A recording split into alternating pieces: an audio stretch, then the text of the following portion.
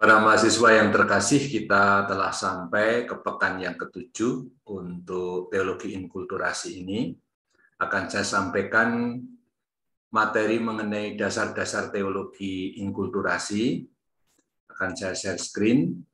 Kita kali ini pada pekan yang ke-7 tidak bisa semua dimensi, ada 6. Nanti yang 3 yang lain akan disampaikan oleh Romo Purwanto minggu depan. Minggu ini atau pekan ini saya sampaikan 3 dimensi teologis untuk inkulturasi, yaitu dimensi trinitaris, kristologis, dan pneumatologis. Ya, saya perbesar begini gambarnya tentang Roh Kudus, Yesus Kristus. Ini gambarnya saya ambil begitu saja, moga-moga nggak mengaburkan persoalan ya. Nah, pengantar. Pada dasarnya untuk mendasari teologi inkulturasi, atau katakanlah mengupayakan suatu teologi inkulturasi, kita mesti memiliki dasar-dasar yang kokoh. Dan dasar-dasar tersebut haruslah berpangkal atau berakar pada pokok-pokok iman gereja ya, yang diwartakan oleh para rasul dan dihidupi sampai gereja pada masa ini tentu saja.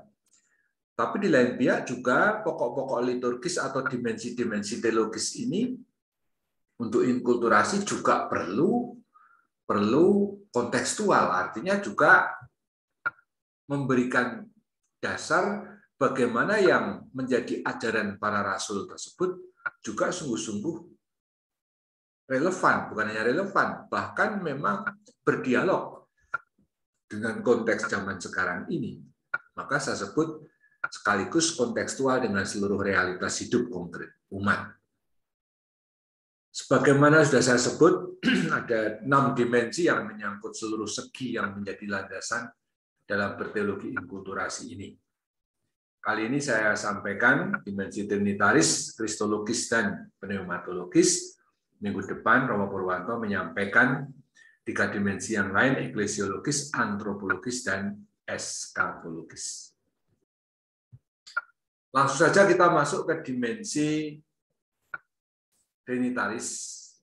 Ini sebagai dimensi yang pertama, karena memang dimensi trinitaris ini atau kepercayaan kita kepada Allah Tritunggal itu menjadi inti iman, pokok iman Kristiani. Kalau kita mau membangun suatu teologi secara Kristiani, maka aspek atau dimensi triniter ini mesti disebut, mesti ada. Karena ngomong Kristus tanpa ngomong Allah Bapa atau Roh Kudus itu nonsens. Nah, saya jabarkan beberapa hal di sini. Pewahyuan akan Allah Tritunggal itu berlangsung dalam sejarah hidup kita. Artinya, Allah itu bukan Allah para filsuf atau Allah ada di awang-awang di otak orang atau di sekedar juga dalam rangka diskursif atau diskursus wacana pembicaraan Anda, tetapi pengalaman akan Allah Tritunggal itu pengalaman yang sungguh hidup, yang sungguh hadir dalam pengalaman manusia, dan itu dinyatakan, maka juga dialami secara atau dalam rangka ruang dan waktu. Pewahyuan Allah Tritunggal ini juga bukan hanya menyangkut penyelamatan, tapi juga dimensi atau babak atau segi penciptaan. Dalam seminar dan saya lupa ya, ketika Monsinyur Sunarko Uskup Pangkal Pinang itu membaca dan mencermati buku saya, beliau membuat kritikan yang bagus bahwa aspek penciptaan belum terlalu saya angkat. Saya memang menyebut 1-2 kata di situ, tetapi belum sebagai bahasan khusus. Nah, di sini pada forum ini saya ingin menyampaikan bahwa dalam rangka penciptaan Allah Tritunggal juga sudah mesti kita bicarakan. Karena bagaimanapun juga tindakan Allah mencipta itu pasti tindakan Bapa, Putra, dan Roh Kudus. Yaitu Allah Bapa menciptakan segala sesuatu melalui Putra dalam Roh Kudus. Dalam Perjanjian Baru misalnya Paulus sudah mengatakan hal yang sama. Bagaimana dikatakan dalam surat di Kolose misalnya bab 1 bahwa Kristus itu adalah gambar Allah. Dan dia itu yang dalam dia segala sesuatu diciptakan. Ya, bisa dicek sendiri ya. Juga di sini mau saya tekankan penciptaan dan penyelamatan itu tidak boleh dipisahkan. Dimensi trinitaris juga menunjuk pada karya keselamatan Allah yang direncanakan Allah Bapa, dilaksanakan oleh Yesus Kristus Putranya, dan dihadirkan oleh Roh Kudus di sepanjang waktu dan segala tempat. Dalam banyak kuliah, saya kira juga dalam rangka soteriologi, apalagi kristologi dan trinitas, kita nggak pernah melepaskan pembicaraan ini dalam konteks ini, yaitu peran Bapa, Putra, dan Roh Kudus yang senantiasa dalam satu kesatuan Allah Tritunggal. Nah, dalam rangka karya keselamatan itu, Bapalah yang merencanakan. Dia merencanakan, tapi sekaligus juga menjadi tujuan dari seluruh karya, baik penciptaan maupun penyelamatan. Nah, Yesus Kristus Putranya adalah Sang Putra yang menjadi manusia, tinggal di antara kita, hidup, berkarya, wafat, bangkit, naik ke surga. Intinya dia yang melaksanakan apa yang direncanakan Bapa, yaitu karya keselamatan tersebut. Dan puncaknya memang terjadi pada misteri Paskah. Sedangkan Roh Kudus itu menghadirkan, membagikan, membuat apa yang direncanakan Bapa dan telah dilaksanakan oleh Putranya Yesus Kristus itu 2000 tahun yang lalu untuk kita, itu dihadirkan dalam kehidupan sekarang pada setiap orang maupun sepanjang zaman oleh Roh Kudus. 3 catatan tentang dimensi triniter ini. Pertama, karya keselamatan Allah itu diwahyukan, dinyatakan kepada kita. Artinya apa? Karya keselamatan Allah yang menjadi dasar renungan kita ini, atau menjadi pewahyuan Allah Bapa, Putra, dan Roh Kudus itu, memang hidup Allah sendiri yang dibagikan pada manusia. Ketika Allah itu menciptakan, kemudian menyelamatkan, menebus kita melalui Kristus Putranya, itu sungguh-sungguh itu peristiwa yang kemudian memang dialami. Yang kedua, karya keselamatan Allah itu selalu merupakan tindakan Bapa, Putra, dan Roh Kudus. Jadi nggak pernah ada tindakan lepas-lepas. Bapa ngapain, Putra ngapain, Roh Kudus ngapain, enggak. Selalu tindakan penciptaan penyelamatan itu selalu merupakan tindakan trinitaris. Bapa selalu melakukannya melalui Putranya dan dalam Roh Kudus. Begitu. Apapun yang terjadi dalam pengalaman hidup kita akan Allah selalu triniter. Jangan berpikir seolah-olah ya ini ya guyon ya. Bapa itu pergi ke Jogja, Putra pergi ke Singapura, Roh Kudus pergi ke Australia, bukan begitu ya. 3 pribadi itu selalu dalam satu tindakan penyelamatan untuk kita. Nah, yang ketiga, karya keselamatan Allah dinyatakan dalam sejarah, dalam ruang dan waktu, dengan seluruh segi sejarah, sosio, kultural, politik, ekonomi, budaya, dan semuanya itu. Nah, di sini menarik bagaimana karya penciptaan maupun karya keselamatan Bapa, Putra, Roh Kudus yang merupakan satu tindakan itu dialami manusia selalu dalam konteks yang sangat konkret. Nanti kalau kita bicara mengenai Yesus Kristus yang hadir dalam sejarah, ya kena hukum sejarah, yaitu dia sebagai orang Yahudi. Yesus itu bukan orang Bantul, orang Soe atau Kefamenanu atau dari Dayak atau dari Batak, dia itu orang Yahudi. Itu kena hukum sejarah. Dan itu 2000 tahun yang lalu, bukan hari ini dan sebagainya. Nah, di sini mau diperjelas bahwa karya keselamatan Allah atau tindakan Allah itu selalu menyejarah dalam rentang waktu dan tempat yang tertentu. Maka unsur-unsur manusiawi yang terikat waktu dan tempat tersebut memang selalu masuk dalam pembicaraan inkulturasi ini. Dimensi trinitaris menjadi visi atau tujuan inkulturasi, yaitu memuliakan Allah. Memperjelas rahmat penebusan Kristus, diterangi oleh Roh Kudus yang membuat kita, yang konkret manusia konkret ini, memahami dan mengalami daya penyelamatan tersebut. Jadi, dimensi triniter itu mau mengarahkan teologi inkulturasi kita hanya untuk memuliakan Allah. Dan kita memperjelas rahmat penebusan Kristus sebagaimana diwartakan oleh para rasul, gereja perdana, kemudian terendapkan dalam kitab suci dan tradisi gereja, itu semua memahami karya keselamatan Allah yang intinya untuk memuliakan Bapa melalui Kristus Putranya. Roh Kudus membantu kita untuk memahami peristiwa tersebut. Peristiwa bagaimana Bapa menyatakan kasih-Nya dan melaksanakan penyelamatannya melalui Putra bagi kita. Isi penyelamatan sendiri itu adalah persekutuan atau komunio dengan Allah Tritunggal sendiri.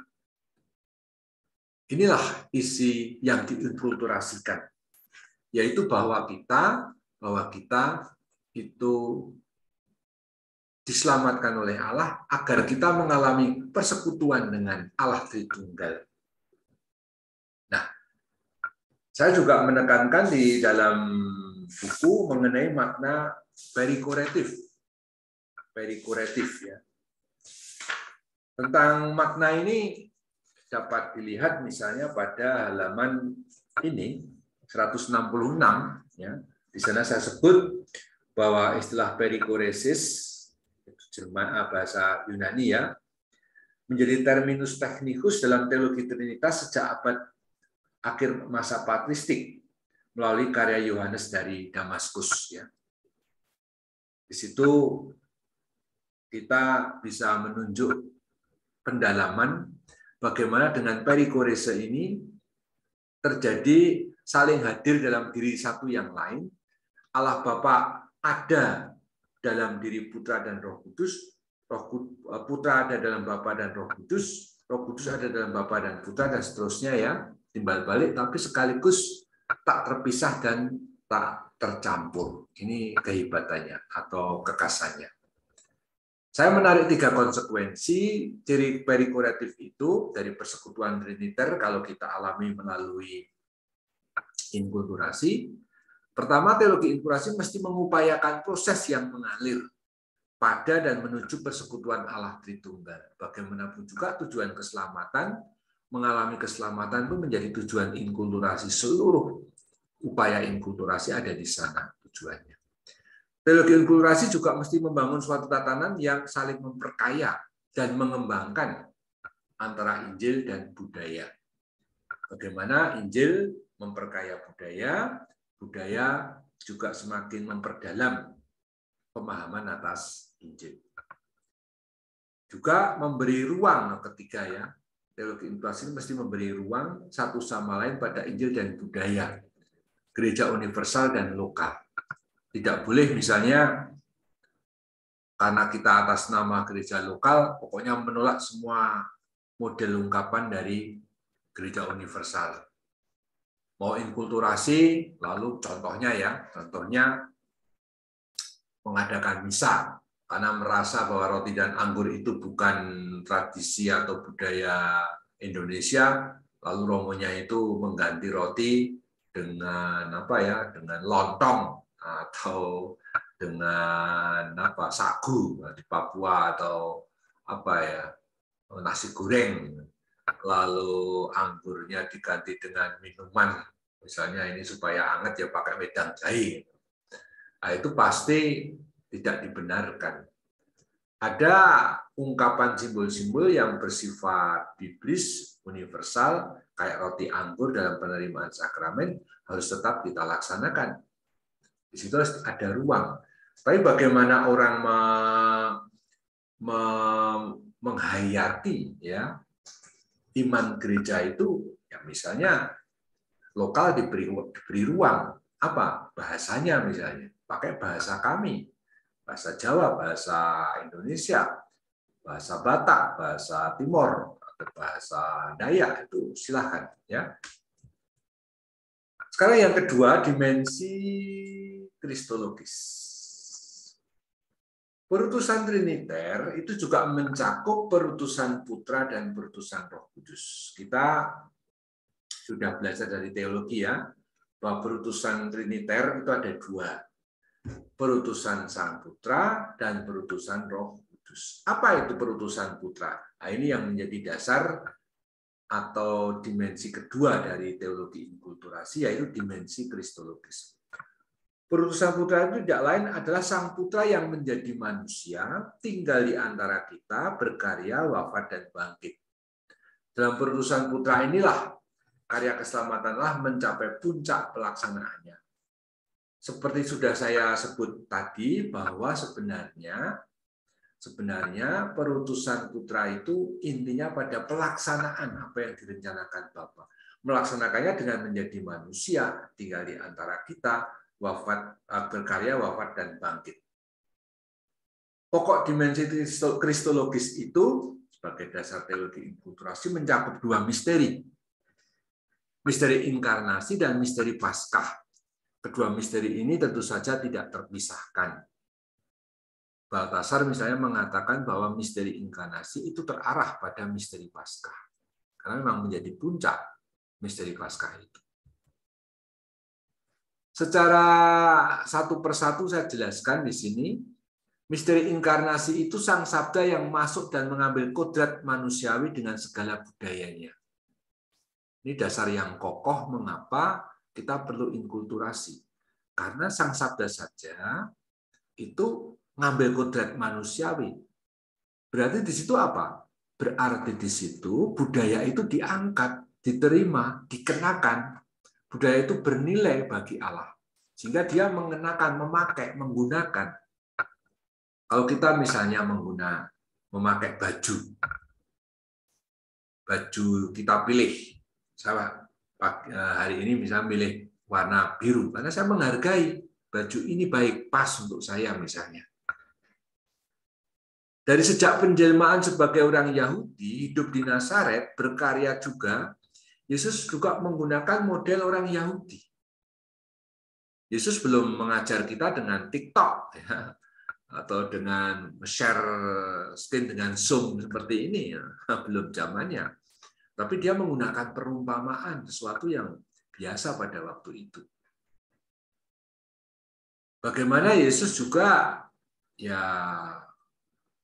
suka mengajar di sinagoga atau juga di tempat-tempat umum. Karena memang biasa seperti itu pada waktu itu. Belum ada ya sekolah atau universitas ya. Belum. Jadi ini termasuk penyesuaian-penyesuaian yang dibuat oleh Sang Putra yang menjadi manusia itu. Tapi saya juga tekankan di sini bahwa hidup Yesus sendiri, kehadirannya, puncaknya nanti pada Paskah, itu membawa transformasi hidup. Jadi orang-orang juga diubah hidupnya. Perjumpaan dengan Tuhan, ini para murid misalnya itu banyak yang bertransformasi, berubah.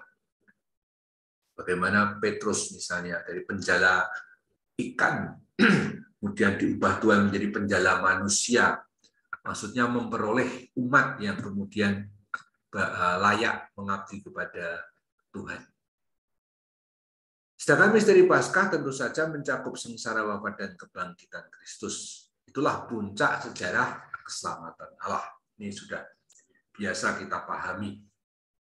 Di sini budaya dengan segala unsurnya, termasuk yang berdosa, ditebus, dimurnikan. Karena budaya itu tidak semuanya netral-netral saja. Karena setiap simbol itu ada nilai yang diperjuangkan. Dan diakui oleh gereja pula banyak nilai-nilai positif, nilai-nilai yang luhur dari setiap budaya. Misalnya budaya makan bersama. Itu kan termasuk tradisi budaya yang ada di setiap bangsa. Makan bareng, kembul bareng. Ya, kembul bareng itu makan bersama kalau bahasa Jawa, tapi dalam satu tempat. Di daerah budaya-budaya lain juga toh, kalau makan itu mempersatukan. Nah, itu kan ada nilai persaudaraan, nilai komunio yang dibangun di balik makan, simbol makan tadi. Nah, tetapi juga ada budaya-budaya yang harus ditebus karena ada unsur-unsur yang tidak pas atau tidak murni. Beberapa budaya mengenal tradisi poligami misalnya. Ya. Kalau dulu ya mungkin malah ada pengorbanan anak, ya pasti itu nggak bisa, nggak boleh. Budaya-budaya entah religius, budaya adat, situasi adat tempat yang bersifat takayul misalnya, itu juga harus diubah. Ini harus dimurnikan istilahnya. Jadi perhatian ya, kalau inkarnasi itu tekanannya pada aspek budaya itu diangkat, diterima, dikenakan. Ya, kalau di sini misteri Paskah budaya itu dimurnikan, ditebus. Saya mau mengatakan ini kata kunci. Kalau inkarnasi itu diangkat, diterima, dikenakan karena bernilai. Kalau misteri Paskah budaya itu dimurnikan, bukannya diangkat, tapi segala yang unsur yang nggak pas itu dimurnikan atau ditebus. Sekarang kita sampai pada ini, dimensi pneumatologis. Intinya peranan Roh Kudus yang menghadirkan karya keselamatan Allah yang dilaksanakan oleh putranya Yesus Kristus bagi semua orang di segala tempat dan sepanjang masa. Jadi Roh Kudus itu bukan membuat karya tindakan Allah yang lain. Dia itu sifatnya hanya menghadirkan, membagikan, membuat sampai ya apa yang direncanakan Bapa dan dilaksanakan oleh Putra yang puncaknya pada misteri Paskah untuk kita peristiwa kejadiannya Yesus Bapa itu 2000 tahun yang lalu, ya, supaya bisa tetap hadir di sini. Kalau kita merayakan Ekaristi, peristiwa penebusan Kristus 2000 tahun yang lalu bisa hadir di atas altar dalam rupa yang lain saja. Kalau dulu di atas Golgota itu berdarah, sekarang di atas altar dalam rupa roti dan anggur. Tapi itu misteri yang sama yang hadir. Nah, yang memungkinkan kehadiran itu siapa? Roh Kudus. Roh Kudus yang menjamin, memungkinkan apa yang dikenangkan 2000 tahun yang lalu itu kini ada di depan kita. Di sini itu yang menunjuk, ya tadi misalnya misa di mana? Kalau kalian tadi misa di Baciro, misa di Kentungan, atau misa di mana itu? Isma Nasaret, atau Alimamiri, di konfliknya, atau di tempat lain, semua itu menunjuk pada aspek Roh Kudus yang menghadirkan di situ, di sini. Sedangkan Nung menunjuk pada aspek waktu, sekarang, nanti, tadi, gitu ya. Nah, perutusan Roh Kudus terjadi pada misteri Pentakosta. Dalam Injil pada versi tulisan Lukas, kita tahu Roh Kudus turun diutus oleh Bapa melalui Putra pada hari raya Pentakosta di Kisah Rasul bab 2. Roh Kudus dicurahkan untuk menjamin, membagikan karya penebusan Allah itu melalui Kristus pada masing-masing orang atau budaya. Ya. Dan pada mukjizat Pentakosta pada Kisah 2 itu menarik ya, bahwa apa yang dikatakan oleh Santo Petrus dalam khotbahnya, tidak tahu ngomong apa sudah jelas ya. Maksud saya pakai bahasa apa ya? Pakai bahasa Simon Petrus, Aram pada waktu itu misalnya. Tetapi yang menarik, semua orang yang hadir di tempat itu semua bisa mengerti apa yang dikatakan Simon Petrus. Juga kalau mereka tidak tahu bahasa Aram atau bahasa Yunani pada waktu itu. Tentu saja Lukas menulisnya dalam pakai bahasa Yunani ya, tetapi orang-orang yang hadir di Pentakosta itu, yang mengalami mukjizat Pentakosta itu, bukan lucunya, kagumnya atau hebatnya bisa memahami, mengerti apa yang diwartakan oleh Petrus misalnya, yang tertulis di Kisah Rasul bab 2 di bagian khotbah Petrus. Ini menunjukkan bahwa Roh Kudus itu memungkinkan Injil bisa diterima di mana-mana. Satu, dua, dari aspek budaya tersebut, budaya-budaya itu ternyata merindukan apa yang disampaikan oleh Roh Kudus, yaitu karya keselamatan Allah melalui Kristus itu. Jadi Roh Kudus memungkinkan dialog keselamatan itu terjadi. Dihadirkan, tapi juga diterima. Mungkin juga termasuk dipahami. Lalu terakhir, Roh Kudus itu juga memungkinkan terjadinya keragaman ya, bukan keseragaman. Keragaman atau kebinekaan dalam kesatuan. Santo Paulus menulis dalam 1 Korintus 12, ada banyak karunia, ada rupa-rupa karunia, ada banyak karisma, karunia, tetapi semua berasal dari satu roh yang satu dan sama. Kita memang berbeda-beda dari suku, budaya, bahasa, bangsa, tapi semua dari anugerah dari Roh Kudus yang satu dan sama. Inilah penjamin kebinekaan dalam kesatuan. Roh Kudus menjadi penjamin kesatuan dari aneka model penghayatan atas iman yang satu dan sama kepada Kristus.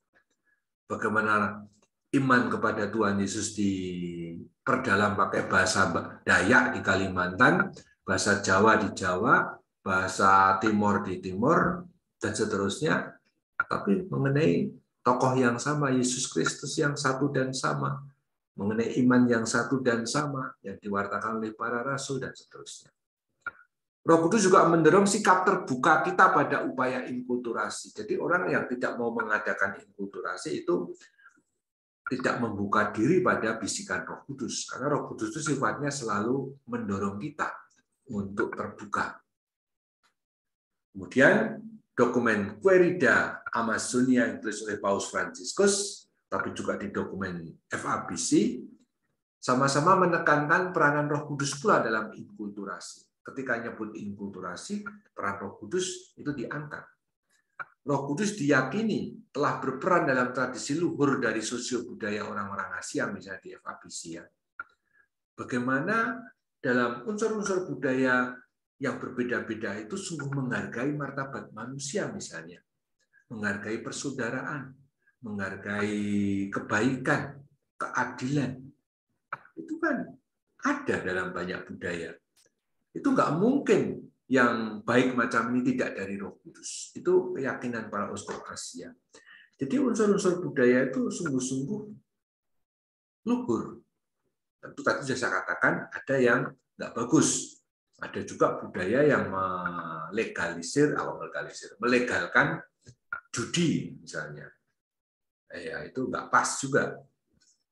Lalu peran Roh Kudus yang sentral adalah ini dalam konteks bagaimana Injil dihadirkan, kata basis, dan Injil itu ditangkap, dipahami oleh budaya ke arah anabasis, itu terjadi. Dan itu semua karena Roh Kudus. Bisa dibaca di halaman 182, 184. Ya. Begitu saudara-saudara, saya kira selesai bahan saya untuk kali ini. Nanti kalau ada persoalan, pertanyaan bisa kita diskusikan dalam forum perjumpaan kita. Sekian ya, terima kasih.